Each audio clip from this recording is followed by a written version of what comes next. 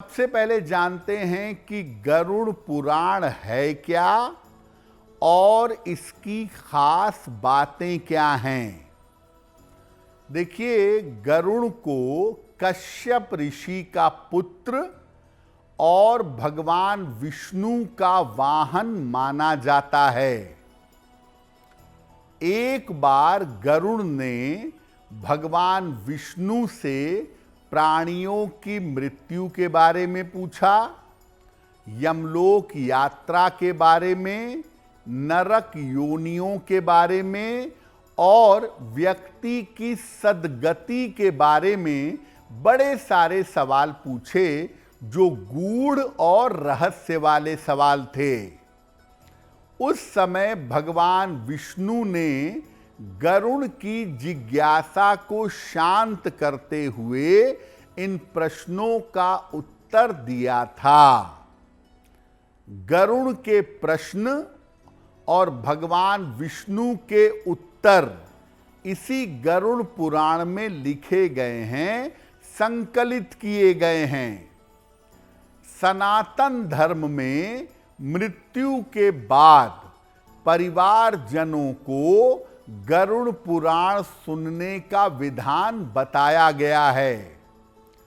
इस पुराण के उत्तर खंड में प्रकल्प का वर्णन है, जिसका श्रवण करने से या मनन करने से सद्गति की प्राप्ति होती है।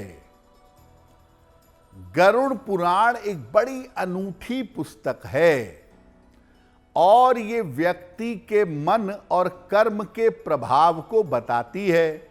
लेकिन सामान्यतः हम सबके दिमाग में एक बात आ गई है कि जब किसी की मृत्यु होगी तभी पढ़ेंगे, इसको पढ़ना अशुभ होता है। देखिए, मृत्यु तो होनी ही है, आज नहीं तो कल। लेकिन गरुड़ पुराण एक बड़ी अनूठी पुस्तक है, कुछ विशेष मामलों में, कुछ ज्ञान में, इसलिए गरुड़ पुराण का पाठ करना चाहिए। देखिए, गरुड़ पुराण में अलग अलग नरक के बारे में और अलग अलग गतियों के बारे में बताया गया है कि व्यक्ति अपने कर्मों के अनुसार किस नरक में जाता है, किस गति में जाता है। क्या ये सच है? देखिए, गरुड़ पुराण में व्यक्ति के कर्मों के आधार पर दंड स्वरूप मिलने वाले अलग अलग नरकों के बारे में बताया गया है। गरुड़ पुराण के जो नरक बताए गए हैं ना, ये वास्तव में नहीं है, स्वर्ग नरक नहीं होता। ये मन की अलग अलग अवस्थाओं के बारे में बताते हैं, परंतु ये प्रतीकात्मक हैं, इंडिकेटिव हैं, वास्तविक नहीं हैं।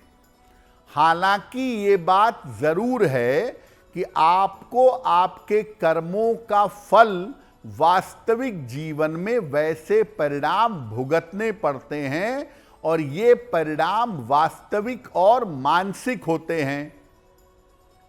क्योंकि देखिए, आत्मा को कष्ट नहीं दिया जा सकता, कष्ट होता है मन को।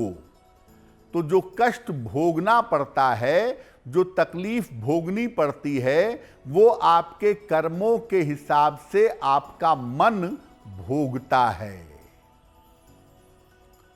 अब ये जानते हैं कि गरुड़ पुराण के हिसाब से कौन सी चीजें व्यक्ति को सद्गति की तरफ, मुक्ति की तरफ ले जाती हैं। तुलसी पत्र, तुलसी के पत्ते और कुश घास का प्रयोग व्यक्ति को मुक्ति की ओर ले जाता है। संस्कारों को शुद्ध रखने से और भक्ति से व्यक्ति के दुष्कर्म के प्रभाव समाप्त होते हैं और व्यक्ति मुक्ति तक पहुंच जाता है। जल और दूध का दान करना भी व्यक्ति के कल्याण में सहायक होता है। अगर आपको वास्तव में कोई गुरु मिल जाए तो गुरु की कृपा से व्यक्ति के दंड शून्य होते हैं और व्यक्ति सद्गति की तरफ, मुक्ति की तरफ चला जाता है। तो देखिए, आपको जीवन में दो मार्गों पर चलना पड़ेगा।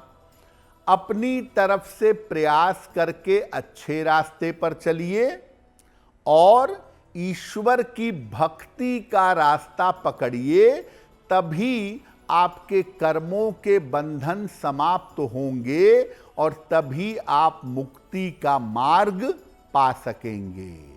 बड़ा सवाल यह है कि क्या गरुड़ पुराण का पाठ केवल किसी की मृत्यु के समय करना चाहिए? क्या गरुड़ पुराण पढ़ने से मन में डर पैदा होता है, भय पैदा होता है? देखिए, गरुड़ पुराण का पाठ अगर आप करिए भाव समझकर कि दरअसल जो सिंबॉलिक बातें, जो प्रतीकात्मक बातें गरुड़ पुराण में कही गई हैं, वो सही कितनी हैं, तो सर्वोत्तम होगा। गरुड़ पुराण का पाठ आप कभी भी कर सकते हैं। इसका किसी के मरने जीने से कोई लेना देना नहीं है।